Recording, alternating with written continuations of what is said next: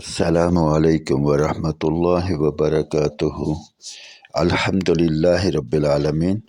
تمام تعریفیں رب تعالیٰ جل شانہ کے لیے ہیں، جو ہر خوبی کا مالک ہے اور ہر عیب سے پاک ہے، ہر کمی سے پاک ہے، ہر قسم کے اور ہر طرح کے ہمیشہ کے لیے درود و سلام علی محمد وعلی آلہ واصحابہ وازواجہ وبناتہ وذریاتہ وبارک وسلم۔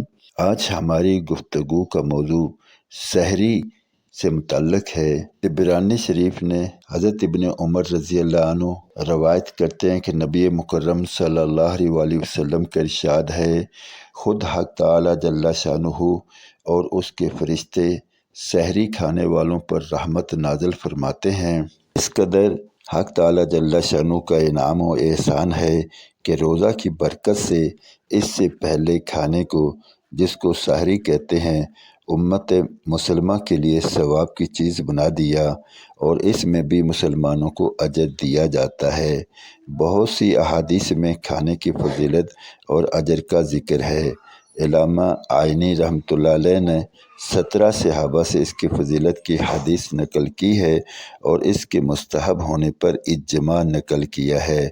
بہت سے لوگ کاہلی کی وجہ سے اس فضیلت سے محروم رہ جاتے ہیں، اور بعض لوگ تراویح پڑھ کر کھانا کھا کر سو جاتے ہیں، وہ اس ثواب سے محروم رہتے ہیں، اس لیے کہ لغت میں سحر اس کھانے کو کہتے ہیں جو صبح کے قریب کھایا جائے، جیسا کہ قاموس نے لکھا ہے۔ بعض نے کہا کہ آدھی رات سے اس کا وقت شروع ہو جاتا ہے۔ سابق کشاف رحمۃ اللہ علیہ نے اخیر کے چھٹے حصے کو بتلایا ہے، یعنی تمام رات کو 6 حصوں میں تقسیم کر کے اخیر کا حصہ مثلاً غروب آفتاب سے طلوع صبح صادق تک 12 گھنٹے ہوں تو آخر کے 2 گھنٹے سحر کا وقت ہے، اور ان میں بھی تاخیر اولیٰ ہے، بشرطے کہ اتنی تاخیر نہ ہو کہ روزہ میں شک ہونے لگے۔ سحر کی فضیلت بہت سی احادیث میں آئی ہے۔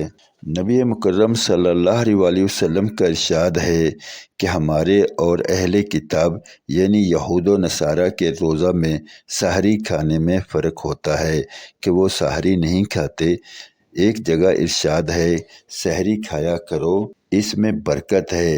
ایک جگہ ارشاد ہے کہ 3 چیزوں میں برکت ہے، جماعت میں اور سرید میں اور سحری کھانے میں۔ اس حدیث میں جماعت سے عام مراد ہے نماز کی جماعت ہو یا ہر وہ کام جس کو مسلمانوں کی جماعت مل کر کرے، اللہ تعالیٰ کی مدد اس کے ساتھ فرمائی گئی ہے۔ اور سرید گوشت میں پکی ہوئی روٹی کہلاتی ہے جو نہایت لذیذ کھانا ہوتا ہے۔ تیسرے سحری۔ نبی مکرم صلی اللہ علیہ وسلم جب کسی صحابی کو اپنے ساتھ سحر کھلانے کے لیے بلاتے تو ارشاد فرماتے کہ آؤ برکت کا کھانا کھا لو۔ ایک حدیث میں ارشاد ہے سحری کھا کر روزہ پر قوت حاصل کرو اور دوپہر کو سو کر آخر شب کے اٹھنے میں مدد چاہو۔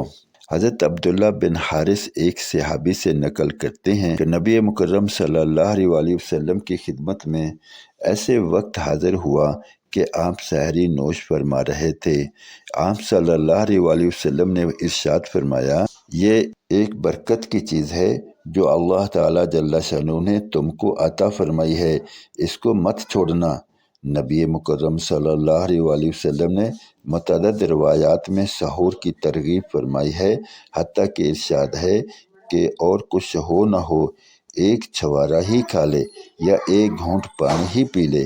اس لیے روزہ داروں کو اس اہم خرما و ہم ثواب کا خاص طور سے اہتمام کرنا چاہیے۔ اپنی راحت، اپنا آرام اور مفت کا ثواب، مگر اتنا ضروری ہے کہ افراط و تفریط ہر چیز میں مضر ہے، اس لیے نہ اتنا کم کھائے کہ عبادت میں ضعف محسوس ہونے لگے اور نہ اتنا زیادہ دن بھر کھٹی ڈکاریں آتی رہیں۔ خود ان احادیث میں بھی اس طرف اشارہ ہے کہ چاہے ایک چھوارا ہو یا ایک گھونٹ پانی۔ حافظ ابن حجر رحمۃ اللہ علیہ نے بخاری کی شرح میں تحریر فرمایا ہے کہ سحری کی برکات مختلف وجوہ سے ہیں۔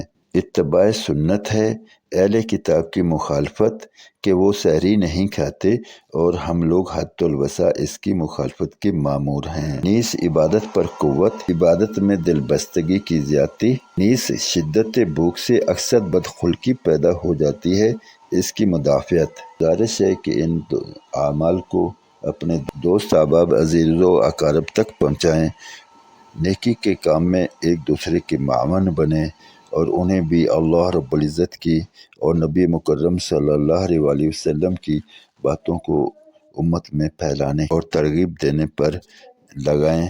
اللہ رب العزت مجھے، آپ کو اور ہم سب کو عمل کی توفیق عطا فرمائے۔ اب تک کے لیے اتنا ہی، انشاءاللہ ملتے ہیں اگلی ویڈیو میں، تب تک کے لیے اللہ حافظ۔ السلام علیکم ورحمۃ اللہ وبرکاتہ۔